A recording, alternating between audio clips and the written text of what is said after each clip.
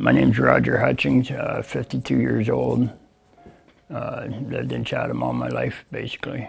Neighbourlink's done for me has been great, and not only myself, because I see how much work they also do in the community. They provide rides to people for outreach for hunger, people that can't get their groceries home, because you have no idea how big of a hassle it is to try and get 20 bags or 10 bags home all the way across town. 9 times out of 10, people that are going to the outreach for hunger, they don't have money for a cab. And Neighbourlink jumps in and takes care of that. As long as you call them in a couple days in advance, they'll set up a ride for you, get you home with your groceries. I had a portion of my stomach removed, and along with that came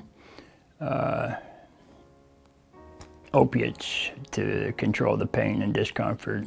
And that went on for several years. By the end, I had an addiction to opiates, and that addiction turned from swallowing pills to injecting. The injecting went on for about 20 years.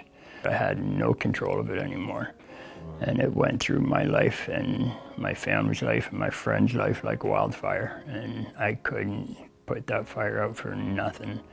I mean, it got to the point where I OD'd probably 4 or 5 times a month for 4 or 5 years straight. And I lost quite a bit of stuff in my life. Family, friends, even lost access and with my daughter, You don't see a lot of it until it really hits, and then by then it's too late, right? My mother had actually passed away, and I promised her, I said, she said, Roger, before I leave this world, please get clean. And I told her I would. I realized when she was gone, it's too late to keep that promise to her, but maybe she'll know, right? Maybe she'll still know. I don't live off oxygen today, but 6 months ago I was living off oxygen. I couldn't walk 4 steps up, and if I didn't have my oxygen with me, my lungs would shut down. I was on life support twice. Couldn't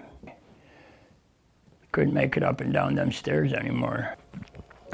If I had to stay on that 2nd floor another month, I don't think I'd be here today to talk about it, because the lungs were so bad. There's times I'd have to stay home for a week at a time because I didn't have anybody to, get me down the steps or help me down the steps, or, so I would stay in my home because I wouldn't chance it.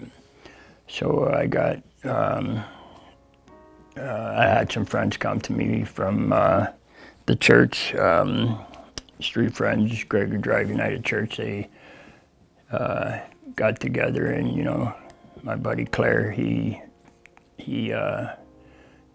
threw it all together for me. They painted all the walls, flooring, they got everything ready for me. They put fridge and stove, counters, sinks in for me, and I had some gentlemen come over from Neighbourlink. They brought me over to Loads of Love for to pick out a wardrobe, because I also picked out a chair and an entertainment center for my computer, a computer center there. And yeah, we loaded it up in their truck, and they loaded it, I didn't do anything.